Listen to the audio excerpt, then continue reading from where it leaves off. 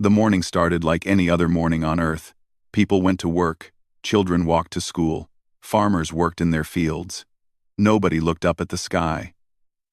Nobody expected what was about to happen. Then the shadows came. Daniel Reyes was drinking his coffee in the operations center beneath the Rocky Mountains when the alarm started screaming. He was a commander in the United Earth Defense Council, a man who had spent 30 years preparing for threats that never came. He set down his cup and looked at the screens around him. What he saw made his blood turn cold. Ships, thousands of them. They appeared from nowhere, blinking into existence like stars being born in reverse. They filled the sky above every major city on Earth. New York, London, Tokyo, Beijing, Mumbai. Everywhere humans lived, the alien vessels gathered like dark clouds before a storm. "How many?" Daniel asked. His voice was calm, his hands were not. Lieutenant Amy Santos counted on her screen. Her face had lost all color. 17,000. Sir? Maybe more. They're still arriving. 17,000 warships. Each one was larger than any building humans had ever constructed. They hung in the sky without sound, without movement, just waiting. The world below had stopped. Cars sat empty in the middle of roads. People stood frozen on sidewalks, staring upward at the impossible sight above them. Admiral Laura Castillo arrived 20 minutes later. She was the highest-ranking officer left alive. The Pentagon had been hit first. A single beam of light from the largest ship had turned the entire building into dust. No explosion. No fire. Just there one moment and gone the next. 3,000 people erased in a heartbeat. "They took out our command structure with surgical precision," Laura said. Her uniform was covered in dust. She had been nearby when it happened. They knew exactly where to hit us. Before Daniel could respond, every screen in the operations center flickered. Every radio channel filled with the same sound. Every television on Earth showed the same image. The aliens were ready to speak. The creature that appeared on screen was not what anyone expected. It was tall and thin, with gray skin that seemed to absorb light rather than reflect it. Its eyes were large and dark, like pools of oil. When it spoke, its mouth did not move. The words simply appeared in the air, translated perfectly into every human language at once. Species designation: human. You have been assessed. Your world contains resources valuable to the Dominion. You will surrender unconditionally within 72 hours or face complete sterilization of your planet. This is not negotiable. This is not a request. Compliance is your only path to survival as a labor species. The message repeated 3 times. Then the screens went dark. Daniel stood in silence. Around him, the men and women of the operations center looked at each other with expressions of shock and disbelief. Some were crying. Others were praying. A few had simply stopped moving, their minds unable to process what they had just heard. "Labor species," Laura repeated quietly. "They want us as slaves. Better than dead," someone muttered. "Is it?" Daniel asked. He walked to the main display and brought up the tactical information. Or what was left of it. "Report. What do we have?" The answers came quickly, and none of them were good. The electromagnetic pulse from the alien ships had disabled most of Earth's advanced weapons. Nuclear missiles sat useless in their silos. Fighter jets could not communicate with each other. Satellites had gone dark. In one moment, humanity's entire military capability had been reduced to rifles and courage. "They jammed everything," Amy reported. "We can't launch. We can't coordinate. We're completely blind." Daniel studied the map showing the positions of the alien fleet. They had arranged themselves in a perfect sphere around the planet. No gaps, no weaknesses. Every possible escape route blocked. These creatures had done this before. Many times before. "Get me everyone," Daniel said. "Every scientist we can reach. Every linguist. Every historian. Anyone who might help us understand what we're dealing with." Laura raised an eyebrow. You think understanding will help us fight them? I don't know if we can fight them at all, Daniel admitted. But I know we can't beat an enemy we don't understand. Dr. Kevin Park arrived within the hour. He was a small man with glasses and messy hair, the kind of person who spent more time with books than people. He was also the best xenolinguist on the planet, which meant he was the best at studying languages that might come from other worlds. Until today, his work had been purely theoretical. I've been analyzing their transmission, Kevin said, spreading his notes across the table. The structure is interesting. It's not a speech. It's a template. A form letter, if you will. They've delivered this same message before, probably many times. To other planets? Laura asked. To other species. Look at the phrasing. Species designation. Complete sterilization. Labor species. These are categories. Labels. They have a system for this. Daniel felt something cold settle in his stomach. They've done this before. Many times, I think. And based on the confidence in their message, I would guess they've never failed. Outside the bunker, the world was falling into chaos. Governments were collapsing. Riots had broken out in major cities. Religious leaders called for prayer. Military leaders called for resistance. Nobody knew what to do because nothing like this had ever happened before. The aliens demonstrated their power twice more that day. Once, they destroyed an empty aircraft carrier in the Pacific Ocean. Once, they turned a square mile of empty desert into glass. They did not kill anyone with these demonstrations. They did not need to. The message was clear. Resistance would mean death, not battle, not war, just death. As night fell over the Rocky Mountains, Daniel stood alone in his office. Through the reinforced ceiling, he could feel the presence of the ships above. 17,000 vessels carrying enough firepower to burn the world clean of life. 72 hours. That was all humanity had left. 72 hours to find a miracle. Daniel picked up his phone and made a call. This is Commander Reyes. I need you to gather everyone. We're going to find another way. He did not know what that way would be. He did not know if such a way even existed. But he knew one thing for certain. Humanity had faced extinction before. Ice ages. Plagues. Wars that threatened to consume everything. Each time, they had survived. They would find a way to survive again. They had to. 48 hours remained when the scientists began to arrive. They came through underground tunnels that connected military bases across the continent. They came in helicopters that flew low to avoid the alien ships. They came however they could, because they understood that humanity needed them now more than ever. Daniel stood at the entrance to the main conference room and watched them file in.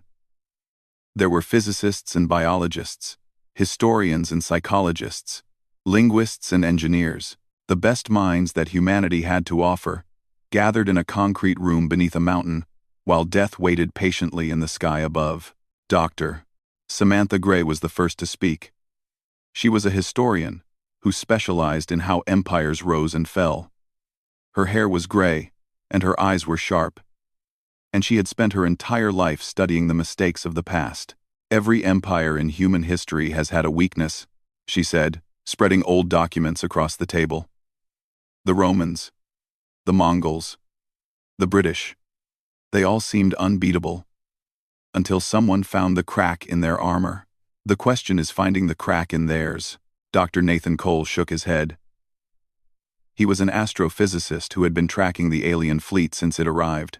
He was young and brilliant and completely terrified. With respect, this isn't like any empire we've faced before. I've analyzed their ships. Their technology is at least 300 years ahead of ours, maybe more. If we try to fight them directly, the battle would last about 11 minutes, and that's being generous. Then we don't fight directly, said Admiral Laura Castillo. The room fell silent.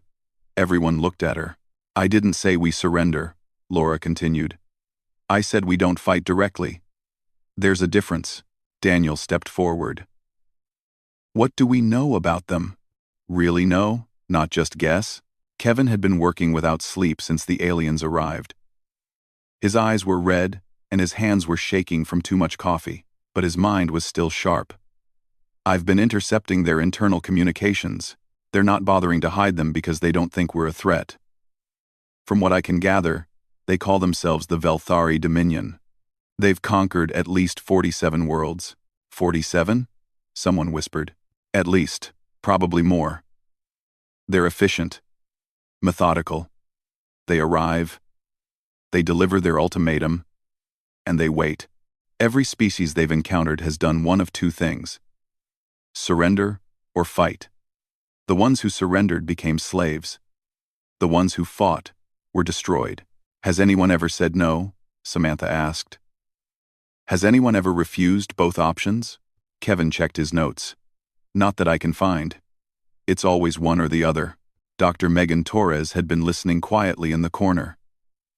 She was a psychologist who had been brought in to understand how the alien commanders thought. Now she leaned forward with a curious expression on her face. That's interesting, she said softly. Everyone turned to look at her. A species that has never faced genuine resistance, Megan explained. A species that has never received an unexpected answer. They have a template for everything. A procedure for every situation. But what happens when someone gives them something that doesn't fit their template? Nathan frowned. Are you suggesting we resist? With what? We have nothing that can even scratch their ships. Not with weapons, Megan said. With something else. Something they don't have a category for.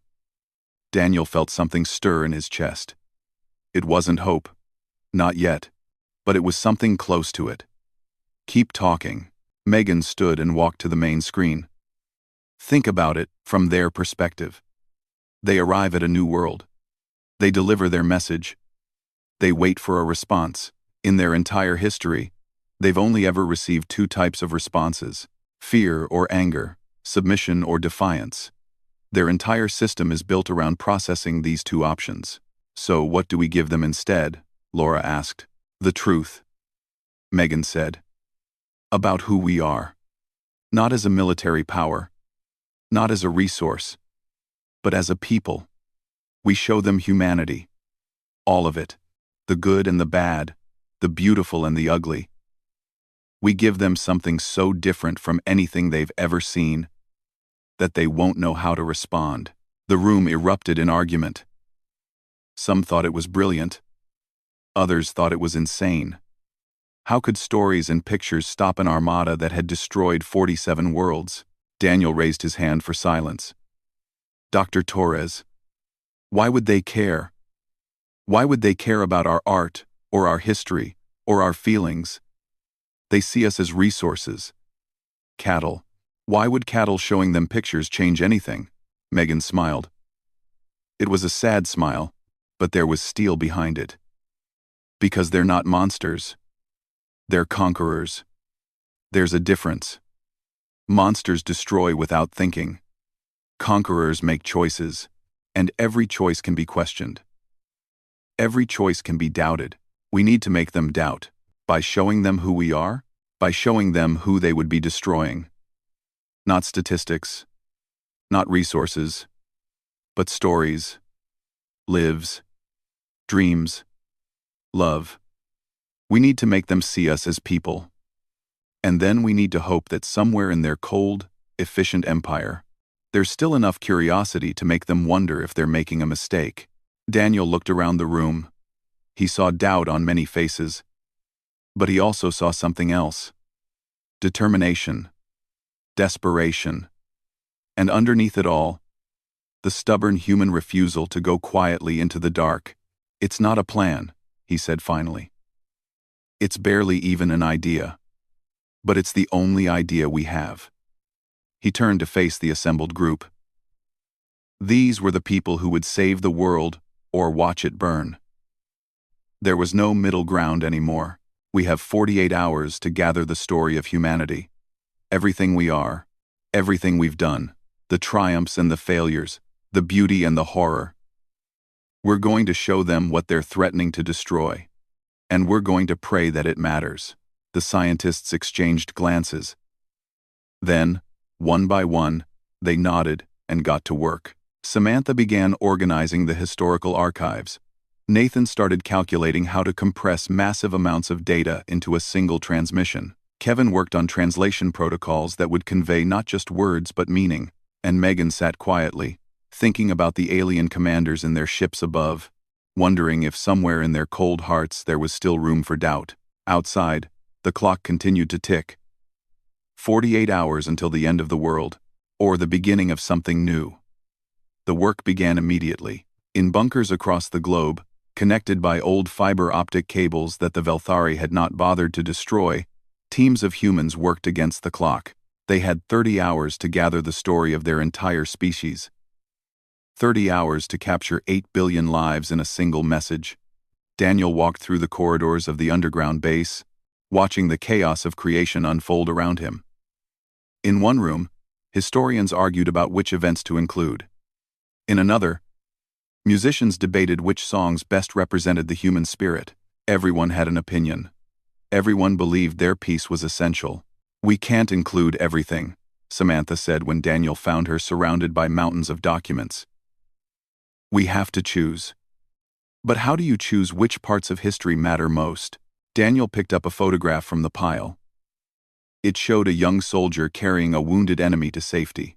The image was from a war that had ended 50 years ago. But the compassion on the soldier's face was timeless. "Include the moments when we were better than we had to be," he said. "The times when we could have been cruel but chose to be kind." Samantha nodded and added the photograph to the growing collection. In the medical wing, Dr. Lisa Huang was compiling a different kind of archive. She had gathered records from humanitarian missions around the world. Doctors who traveled to disaster zones, nurses who worked until they collapsed, volunteers who risked their lives to save strangers they would never meet. "They need to see that we help each other," Lisa explained. "That we cross oceans and borders to save lives. Not for money, not for power, just because someone needed help." She showed Daniel a video of rescue workers digging through rubble after an earthquake. For 3 days they had worked without sleep, pulling survivors from the wreckage. When they finally found a child alive beneath the debris, grown men wept with joy. "Include it," Daniel said. Kevin worked in his small office, surrounded by screens filled with alien text. He had barely slept in 3 days, surviving on coffee and determination. His task was perhaps the most difficult of all. He had to translate not just words, but meaning. "Human concepts don't always translate directly," he explained when Daniel checked on him. "How do you explain love to a species that might not have it? How do you describe hope to beings who have never needed it?" Quote, "Do your best," Daniel said. "That's all any of us can do." Kevin nodded and returned to his work. On his screen, human poetry transformed into alien symbols. Words that had moved people to tears for centuries now carried their weight into the unknown. As the hours passed, the archive grew. It contained the music of every culture. Symphonies and folk songs. Lullabies that mothers had sung to their children for generations. The Velthari would hear what humanity sounded like when it was happy and sad, and everything in between. It contained scientific discoveries and the stories behind them. Not just the equations and formulas, but the dreamers who had looked at the stars and wondered what was possible, the failures that came before the successes, the persistence that drove humans to keep trying even when success seemed impossible. It contained art, paintings that captured beauty in a single frozen moment, sculptures that gave form to emotions that had no words. The Velthari would see what humans created when they had nothing to gain but the joy of creation. And it contained the dark parts too. "We can't hide who we are," Megan insisted, when some argued for leaving out humanity's crimes. "If we only show them the good, they'll know we're lying. They'll dismiss everything as propaganda." So the archive included the wars, the genocides, the times when humans had failed to be human at all. It showed the capacity for cruelty that lived alongside the capacity for kindness. "But it also shows what we did after," Samantha added. "How we judged the criminals. How we built memorials to the victims. How we said never again and meant it." Even when we sometimes failed to keep that promise, that's the point. We keep trying to be better. With 12 hours remaining, Daniel gathered the team for a final review. The conference room was filled with exhausted faces, but there was something else in their eyes now. Purpose. Pride. "What do we have?" he asked. Nathan pulled up the numbers. Approximately 10,000 hours of content, compressed into a format their systems can process. Music, images, video, text. The whole thing will take about 15 minutes to transmit. 15 minutes, Laura repeated. The entire story of humanity in 15 minutes. It's not the whole story, Samantha said. It's the best we could do. The final piece of the archive was still being prepared. Megan had suggested something that made Daniel nervous. She wanted to include messages from ordinary people, not leaders or scientists or artists, just regular humans speaking directly to the alien commanders. They expect to hear from generals and presidents, Megan explained. They expect official statements and military posturing. What they won't expect is a child asking why the ships are blocking the sun. A grandmother talking about the garden she planted with her husband 50 years ago. An ordinary person asking them if they have families too.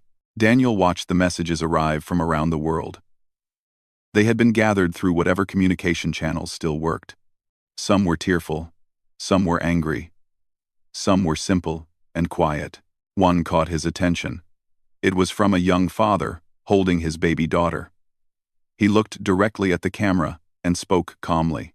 "I don't know if you have children," he said. "I don't know if you understand what it means to hold someone and know you would give anything to keep them safe. But I'm asking you, whoever you are, to look at her. Really look. And then ask yourself if you could destroy a world full of people who love this much." Daniel wiped his eyes. Include it. With 6 hours remaining, the archive was complete. Humanity had gathered its story. Now they could only hope that someone out there would listen. The transmission was ready. The message was prepared. It was time to speak. The transmission room was cold and quiet. Banks of computers lined the walls, their screens glowing with data that would soon travel to the stars. Daniel stood at the central console, looking at the microphone in front of him. In a few minutes, he would speak to an alien armada. He would speak for all of humanity. The weight of 8 billion lives pressed down on his shoulders. Admiral Laura Castillo stood beside him. Her face was calm, but her hands were clasped tightly behind her back. "Are you ready?" Daniel thought about everything that had led to this moment. The arrival of the ships, the ultimatum, the desperate work to gather humanity's story. And now this, a final message to beings who held the power of life and death over every person on Earth. "No," he admitted. "But we're out of time." Kevin approached with a tablet showing the translation matrix. "The message will broadcast on every frequency they're monitoring. The archive will follow automatically. Estimated transmission time is 18 minutes. And they'll understand it? All of it? They'll understand the words. Whether they'll understand the meaning." Kevin shrugged. "That's not something I can promise." 6 hours remained on the alien deadline. In cities around the world, people had gathered to watch the sky. They held candles and signs. They prayed to gods of every religion. They held their loved ones close and waited for whatever would come next. Daniel thought about his wife, Maria. She was in a shelter in Colorado with their 2 children. The last time they spoke, she had told him that she believed in him. That whatever happened, she was proud of him. He carried those words in his heart as he reached for the microphone. "Beginning transmission," Nathan announced. "Broadcasting in 3, 2, 1. A light turned green. Daniel took a breath and began to speak. "To the commanders of the Velthari Dominion, we have received your ultimatum. We understand your terms. We understand what you have done to other worlds and what you intend to do to ours. Before you proceed, we ask only that you review the files we are about to send. Not as a negotiation, not as a delay, but because you deserve to know what you are about to destroy." He paused, gathering his thoughts. The next words would be the most important he had ever spoken. You have conquered 47 worlds. You have built an empire that spans the galaxy. In all that time, you have never met a species like us. We do not say this from pride. We do not say this to challenge you. We say this because we want you to understand something important about who we are. On screens throughout the bunker, the archive began to transmit. Music filled the alien airwaves. Images of human life flashed across frequencies that had only ever carried commands and coordinates. For the first time in Velthari history, art was being broadcast to a war fleet. Daniel continued, "We are a young species. We have lived on our small world for only a brief moment compared to your ancient civilization. In that time, we have done terrible things to each other. We have fought wars that killed millions. We have built weapons that could destroy our own planet. We have treated each other with cruelty that still shames us." He looked at Megan, who nodded encouragingly. This was the part they had discussed, the part where honesty mattered most. But we have also done something else. Again and again, throughout our history, we have chosen to be better. When we fell into darkness, we climbed back toward the light. When we hurt each other, we learned to heal. When we built walls, we eventually learned to tear them down. We are not a perfect species, but we are a species that keeps trying. The archive continued to flow. Samantha's historical records. Lisa's humanitarian missions. Art and music and poetry from every corner of the globe. The Velthari ships received it all in silence. "You offered us two choices," Daniel said. "Surrender or death. Slavery or extinction. These are the only options you have ever needed to give. Every species before us has chosen one or the other." He leaned closer to the microphone. His voice was soft but firm. "We are not going to surrender, but neither are we going to fight you. We could not win that fight, and we know it. Instead, we are going to give you something no conquered species has ever given you before. We are going to give you the truth about who we are." The personal messages began to transmit. Children asking questions. Parents expressing love. Ordinary people speaking from their hearts to beings they could not see or understand. "Look at what we are sending you. Look at our music and our art. Look at our science and our history. Look at the faces of our children, and then ask yourselves a question that perhaps you have never asked before." Daniel's voice cracked slightly, but he pushed through. "Is destruction your only option? Is empire the only way? You have the power to end us. That has never been in doubt. But having the power to do something is not the same as being right to do it. We are asking you, commander to commander, being to being, to consider what kind of civilization you want to be." The archive was nearly finished. Everything humanity had gathered was now in alien hands. "If you destroy us, you will not be eliminating a threat. You will be ending a story that was still being written. You will be silencing songs that were still being sung. You will be erasing dreams that were still being dreamed. And somewhere in the future, you will have to live with that choice." Daniel looked at the people gathered around him, his team, his friends, the last hope of humanity. "We are not asking for mercy. We are not begging for our lives. We are simply asking you to see us, really see us, and then make your choice with open eyes." He reached out and touched the microphone one final time. "This is Commander Daniel Reyes, speaking for the people of Earth. We await your response." The transmission ended. The screens went dark. In the silence that followed, nobody spoke. There was nothing left to say. They had given everything they had. The archive was complete. The message was delivered. Now the universe would answer. Laura put her hand on Daniel's shoulder.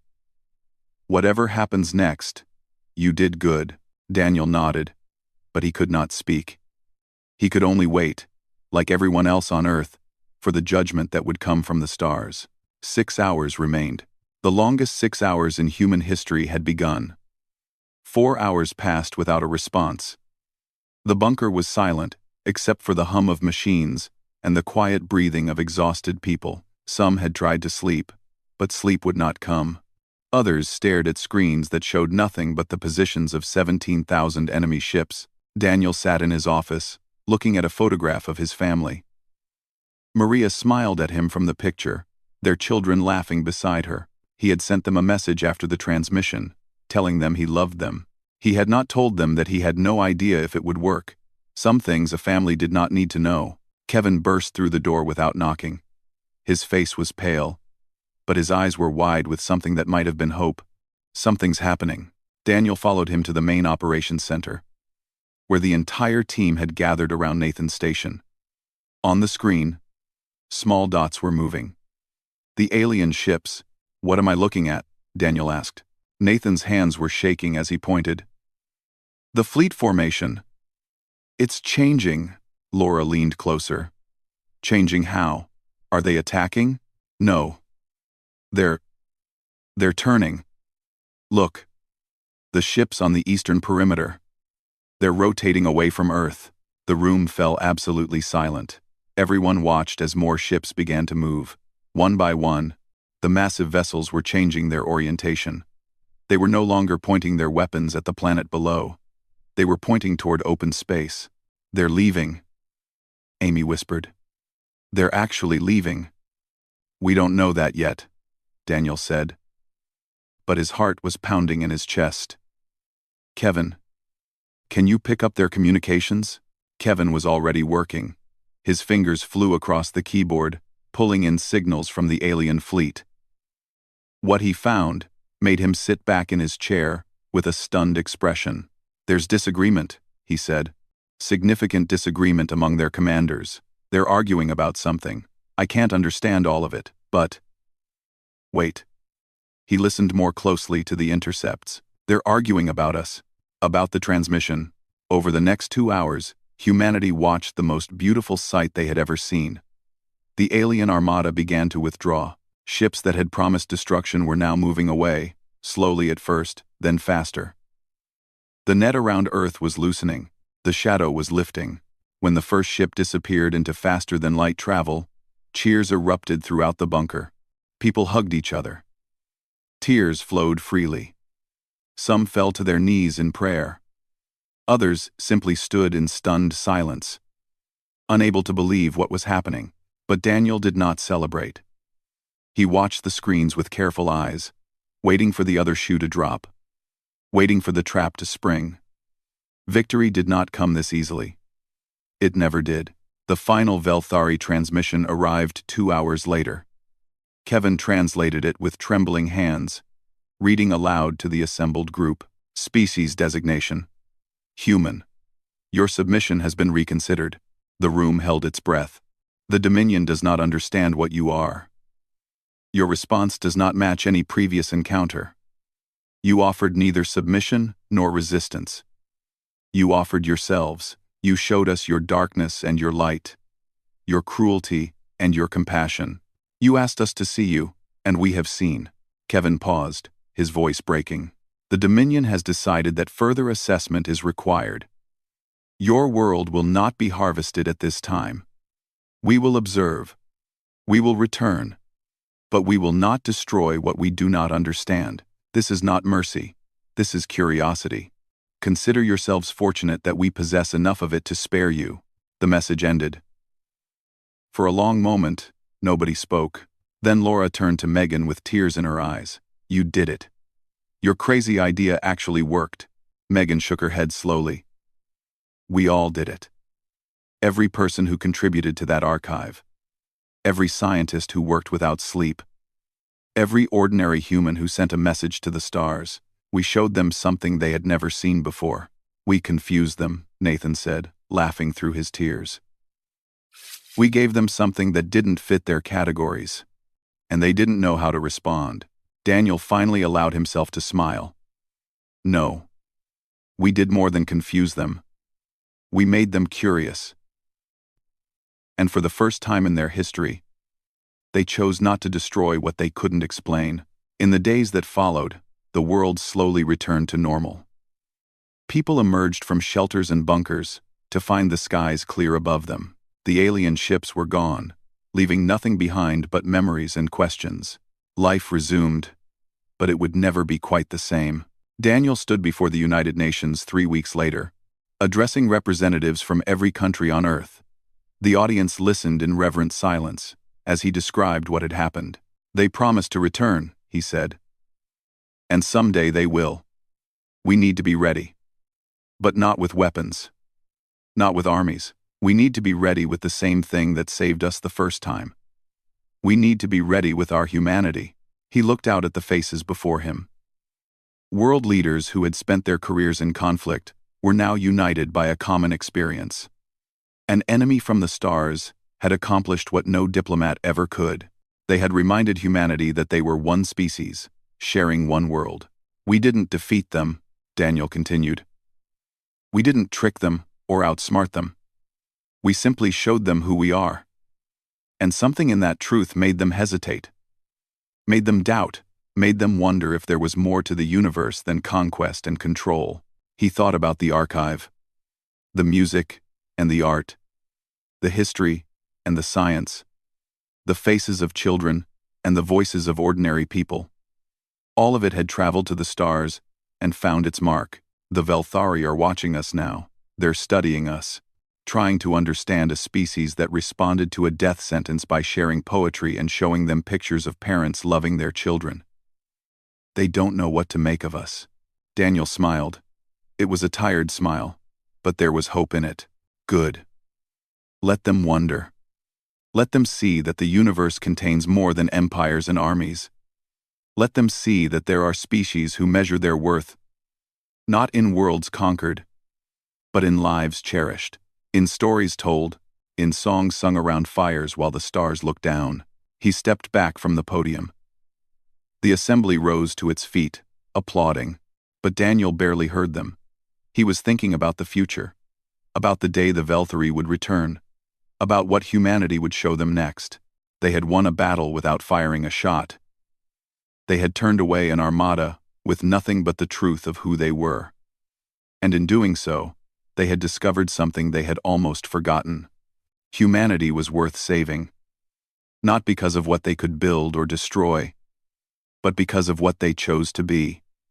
Even in their darkest hour. Outside, the sun was shining on a world that should have been ashes. Children were playing in parks beneath clear blue skies. Somewhere, someone was writing a song about the day the aliens came and the day they left. The story of humanity continued. It was far from over. It was just getting started.